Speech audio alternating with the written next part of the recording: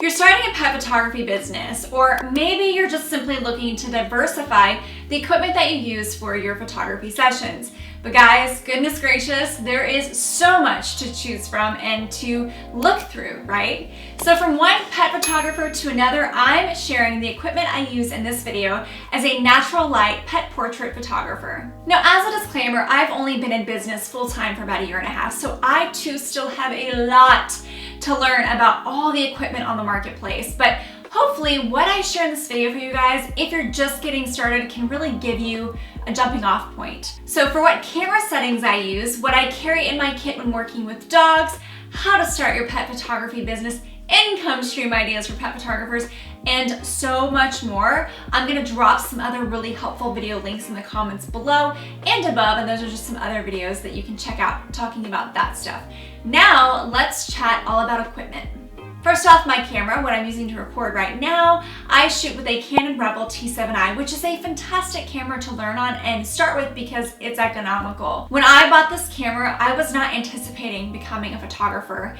In fact, I purchased this specific camera because it has HD video and photo options. I wasn't thinking about full frame or frames per second, megapixels, or any of that. I just wanted a great camera that could do both photo and video, especially because I wanted to create YouTube content and photograph adoptable dogs. Now, this camera is very rudimentary, it's very beginner at an affordable price point. Now, I think the package that I purchased was something like $1,200 with a stock 55mm lens, which I don't use. So if you're just getting started, any DSLR, especially the Canon Rebel series cameras, will definitely help you get your foot in the door while you're still learning and still be able to craft and create beautiful images. However, with something like the T7i, which for instance doesn't have autofocus tracking that would be really ideal for pets, you do really need to understand and know your equipment and photography so you know how to manipulate it for any given situation, especially because it does have those constraints like not being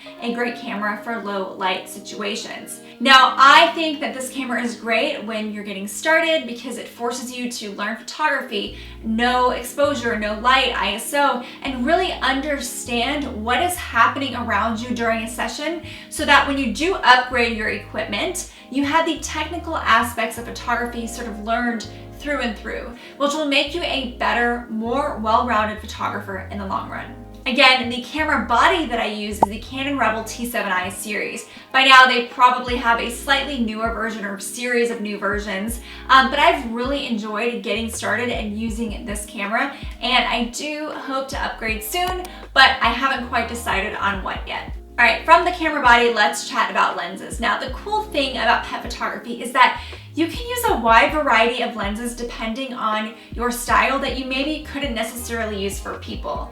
Now, currently I have 2 lenses that I regularly shoot with that I keep stocked in my kit, but I also occasionally will rent a lens or 2 depending on the shoot or the situation or what I'm trying to achieve at that session. Now, my favorite lens and an inexpensive lens to boot is the 50mm 1.8. You will hear photographers say this is a fantastic lens because it's cheap and you can achieve that beautiful bokeh that people love with the low f1.8 aperture. And most importantly, it is the most lifelike, meaning what you see in the lens is really the closest to real life, which is great, especially if you are photographing people and their pets. It gets as close to reality as possible while still adding a little bit of magic to it with a blurred background depending on how you shoot and at what aperture. Honestly, no matter the type of photographer you are, I do and would recommend the 50mm to everyone.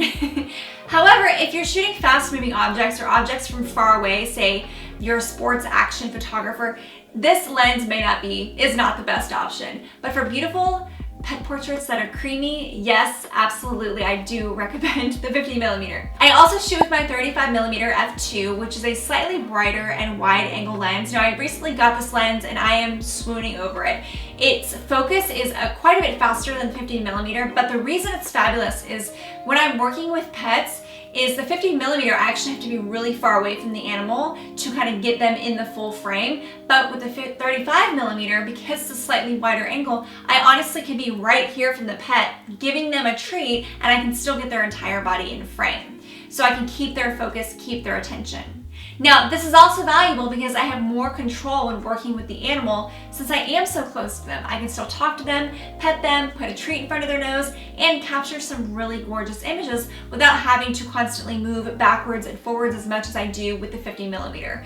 And it still maintains a likeness like the 50mm, but only with a little bit of distortion. So you could opt to just roll with the 35mm instead of having both. But if you're just getting started, the 35mm I think is $600 or $700. So it's a little different than the $125 price point of the 50mm if you're just getting started. Now, the last lens that I love to shoot with, but that I don't currently have in my possession, that I will rent on occasion, is the Canon 70-200mm f2.8 lens.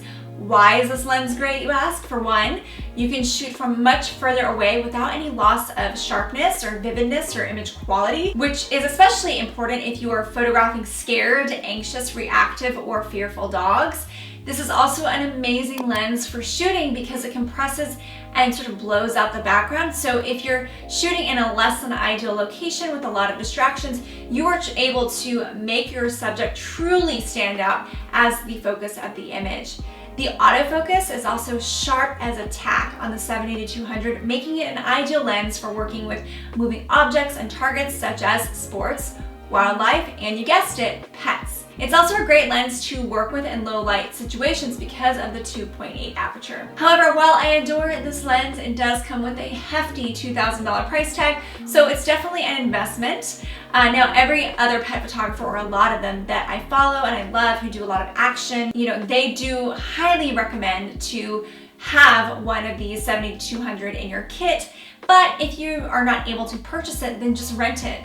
And you can actually use my link in the description box below to get $25 from LensRentals off your first rental if you wanted to check out that lens and test it out. Now, other than extra batteries, SD cards, and expo disc for white balancing, that's really all that I use to shoot natural light pet portraiture: a camera, a lens, and an expo disc. Now guys, I hope through what I use and how I shoot, I've inspired you to test out a specific lens or two in your own personal or professional pet photography. Have questions, have comments, drop anything you'd like to know in the comments below, and I'd be happy to answer them if I'm able to. Be sure to check out more videos all about pet photography in the comments below, like this video if you enjoyed it and found it helpful, and subscribe to my channel so you don't miss a single video when it goes live. Until next time, you guys, be kind and rescue dogs. Thanks for watching.